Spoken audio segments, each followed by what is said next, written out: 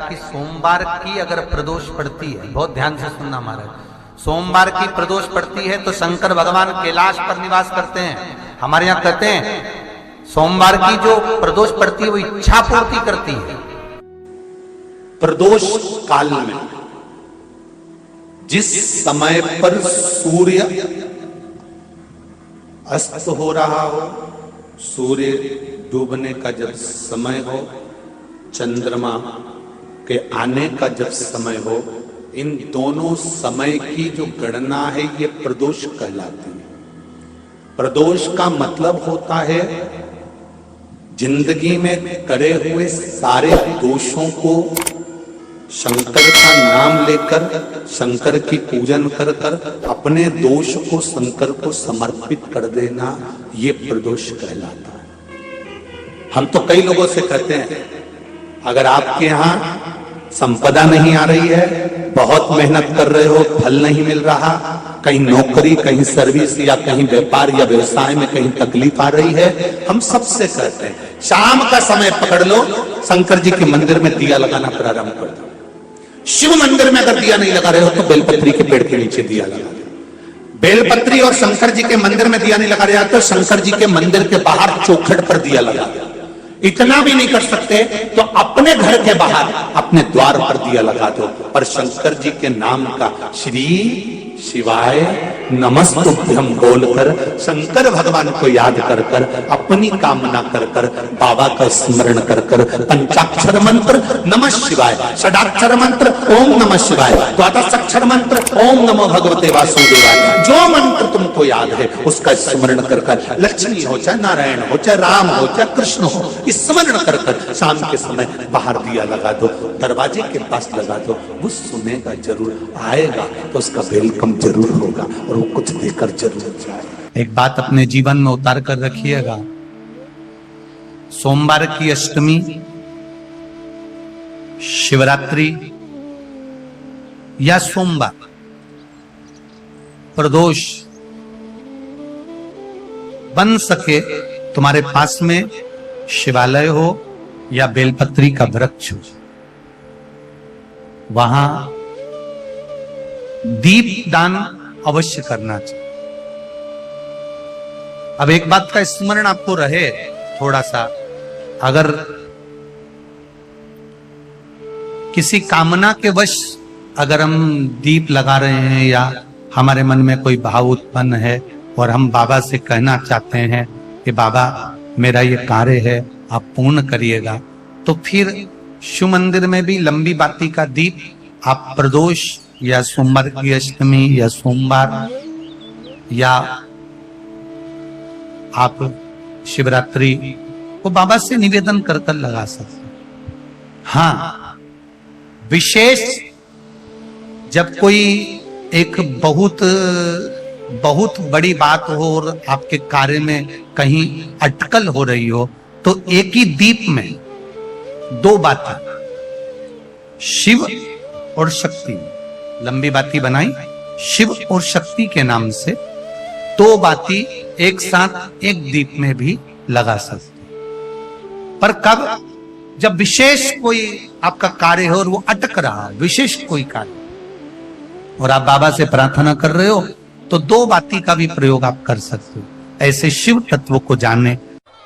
जिस प्रदोष व्रत का हम वर्णन करते हैं, जिस प्रदोष के दिन का आपको बधाई कल हमने दी थी कि प्रदोष की आपको बधाई हो, प्रदोष शाम का जो समय होता है, प्रदोष काल जो होता है, उसका वर्णन जब हम करते हैं, ये प्रदोष की पूजन का विधान किसने बनाया, ये प्रदोष की पूजन का नियम किसने बनाया, ये प्रदोष की संध्या काल का, प्रदोष के समय का पूजन का विधान कौन बनाया, ये प्रदोष के समय पर एक बेलपत्र चढ़ाने का विधान किसने बनाया, प्रदोष के समय पर एक समीपत्र चढ़ने का विधान किसने बनाया, प्रदोष के समय पर अगर मान लो कोई भिखारी से भिखारी व्यक्ति भी है जो ठेला चला रहा है, उसके पास में खाने के लिए कुछ नहीं है, फटे कपड़े पहन रहा है, उसकी जिंदगी में कुछ भी नहीं बचा और कर्जे में लदालूम हो गया, एक चावल का दाना अगर वो प्रदोष के दिन, प्रदोष काल में शाम के समय पर शंकर के शिवलिंग पर चढ़ा देता है तो 3 या 4 प्रदोष में उसका कर्जा चूकना प्रारंभ हो जाता है। प्रदोष का विधान,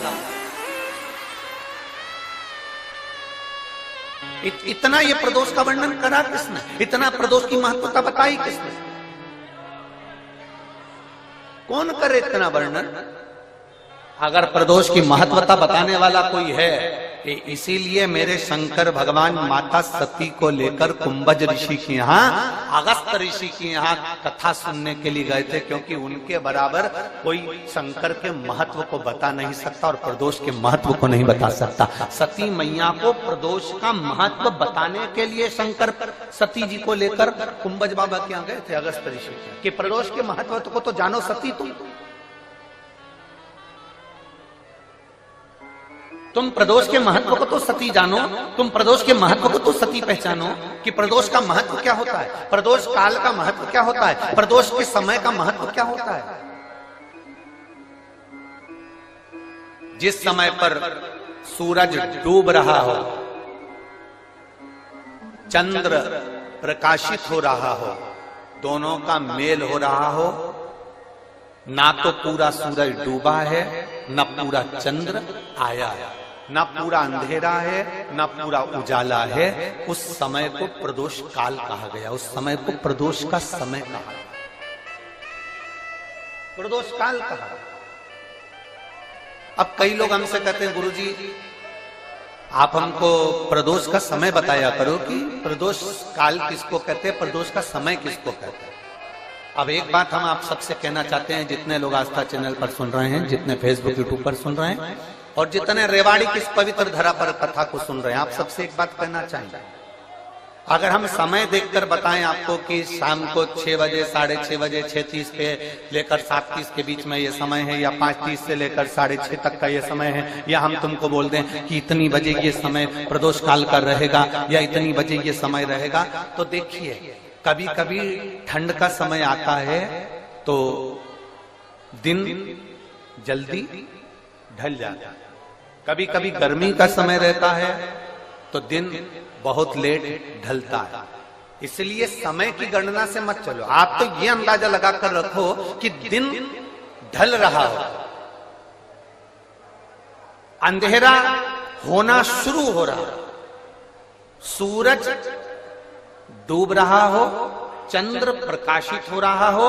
अंधेरा अपना काम कर रहा है, सूरज ढलता जा रहा है, दिन कम होते चले जा रहा है और अंधेरा थोड़ा बढ़ते चले जा रहा है। इन दोनों का जो मिलन का समय हो, अब वो कितनी भी बजे, आप तो बस उसके मिलन का समय निकाल लो, वही समय प्रदोष काल कहलाता है, वही समय प्रदोष।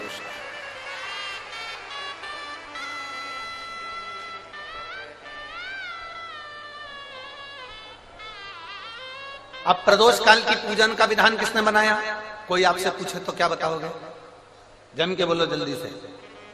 कौन ने बताया था? अगस्त ऋषि। सबसे प्रयास करना, जब जब जिस जिस महीने में जो जो प्रदोष पड़ा करे, जब प्रदोष पड़े, बन सके 1 बेलपत्र, बन सके 5 बेलपत्र, शमी पत्र, हरे मुंह, हरा मुंह, बेलपत्र, एक कलश के अंदर थोड़ा सा पानी लेकर 1 बेलपत्र, हरा मूंग, शमी पत्र डालकर और उसमें थोड़ा सा गुड़ डालकर भगवान शिव का स्मरण कर कर प्रदोष काल में, मान लो कोई काम आपका बहुत जरूरी है, बहुत दिनों से आप थक गए हैं, नहीं हो रहा, कर्जा बढ़ रहा है, धन नहीं आ रहा, व्यापार नहीं चढ़ रहा, या कोई समस्या बहुत प्रबल है, कोई एग्जाम में बैठ रहे हो नहीं हो रहा, परीक्षा भी दे दी है, रिजल्ट आने ही वाला है, तो भी प्रदोष काल में, प्रदोष के समय वो जल, मूंग, शमी पत्र और बेलपत्र और गुड़ का शंकर के शिवलिंग को समर्पित करना प्रारंभ कर दो। 2 या 3 प्रदोष करोगे, बाबा आपकी मनोकामना शीघ्र पूर्ण कर देगा। 2 या 3 करोगे, बाबा करेगा। कि हम अगर बीमारी के लिए कोई उपाय करें तो कौन सी प्रदोष पर करें, और लक्ष्मी के लिए कोई उपाय करें तो कौन सी प्रदोष पर करें, तो अच्छे से सुन लेना भाइयों। शुक्ल पक्ष में जो प्रदोष पड़ती है वो लक्ष्मी की वृद्धि के लिए होती है, कृष्ण पक्ष में जो प्रदोष पड़ती है वो रोग और बीमारी को मिटाने की होती है। तो जितने उपाय आपको प्रदोष के बताए जाते हैं उस हिसाब से आप करो कि शुक्ल पक्ष की प्रदोष है तो लक्ष्मी का कोई उपाय करना है तो हमें शुक्ल पक्ष की प्रदोष पे करना है। अगर हमें बीमारी से निपटने का कोई इलाज करना है या कोई उपाय करना है तो उसको कृष्ण पक्ष की प्रदोष पर करना है। अब शुक्ल पक्ष की प्रदोष, उसकी प्रदोष का दिन था, बैठा हुआ था।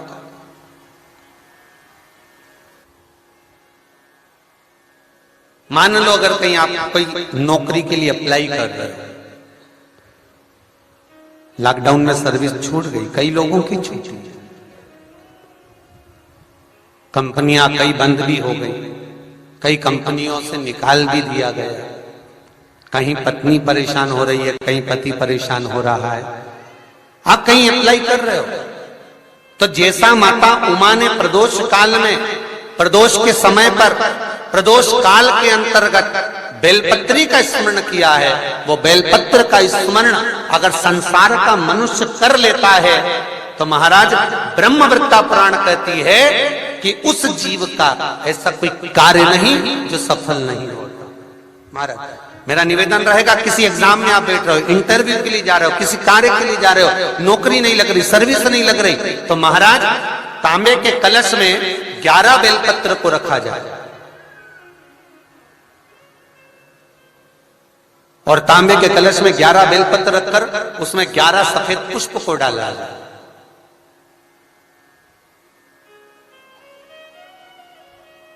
लाल चंदन घिसकर कटोरी में लेकर जाइए। प्रदोष के दिन, शुक्ल पक्ष का जो प्रदोष पड़ जाए उसके दिन शंकर के शिवलिंग पर लाल चंदन लपेटने से पहले शंकर की जो जलाधार,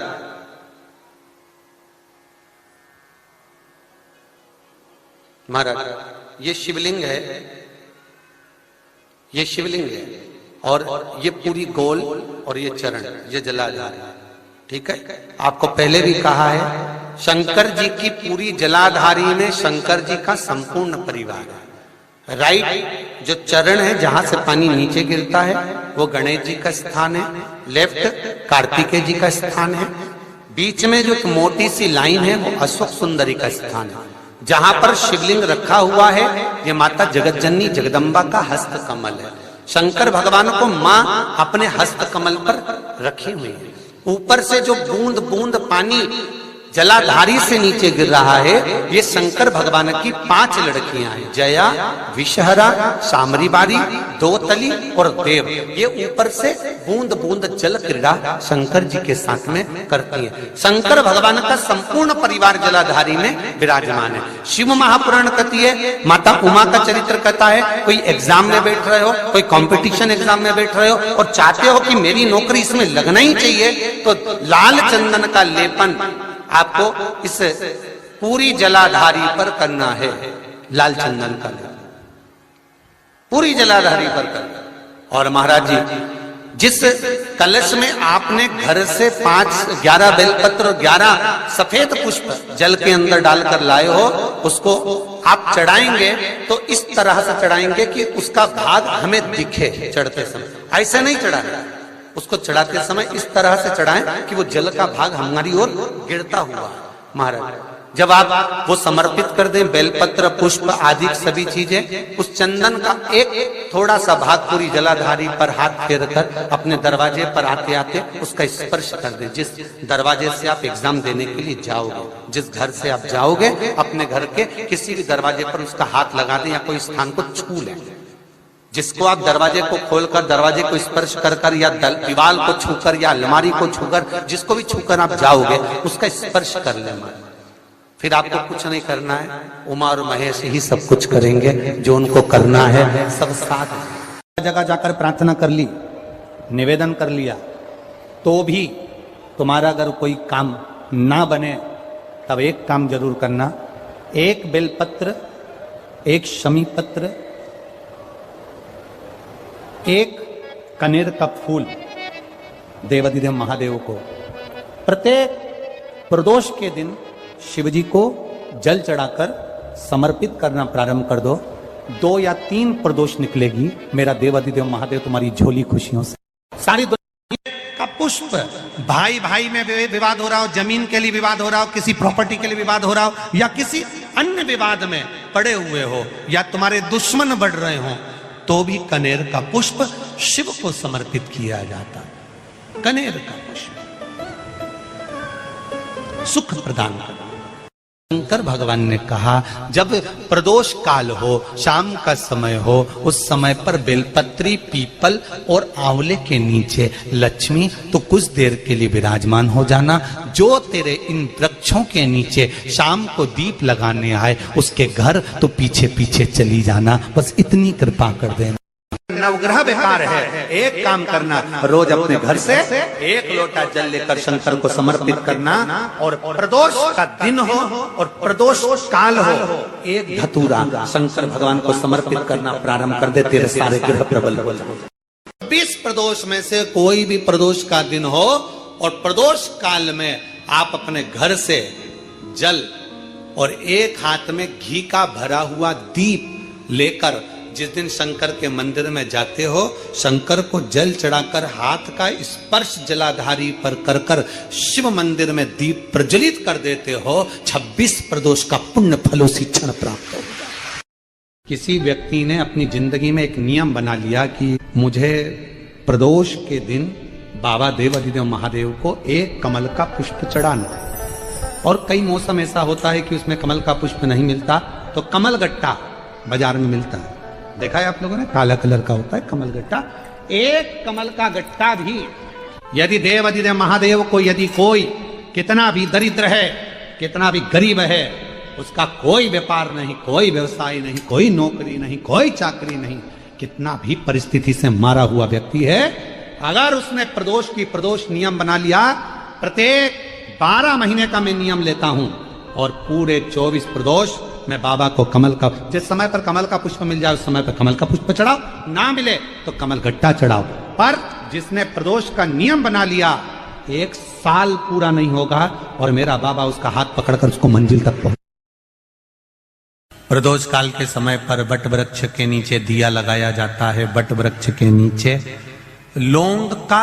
मात्र भोग रख दिया जाता है। लौंग मात्र, अगर वट वृक्ष के नीचे दिया लगाकर 1 लौंग का जल या लौंग भगवान वटकेश्वर महादेव के नाम से भी अगर शिव को समर्पित करी है, तो ये निश्चित है कि कर्जा कितना भी भारी होगा वो कर्जा चूकेगा जरूर, और कहीं ना कहीं से लक्ष्मी की व्यवस्था देवाधिदेव महादेव करेंगे।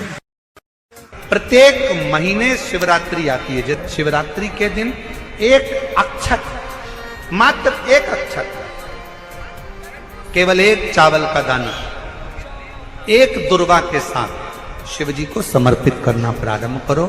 जिंदगी की कैसी भी तकलीफ होगी, मेरा शंकर भगवान उस तकलीफ को मिटाएगा।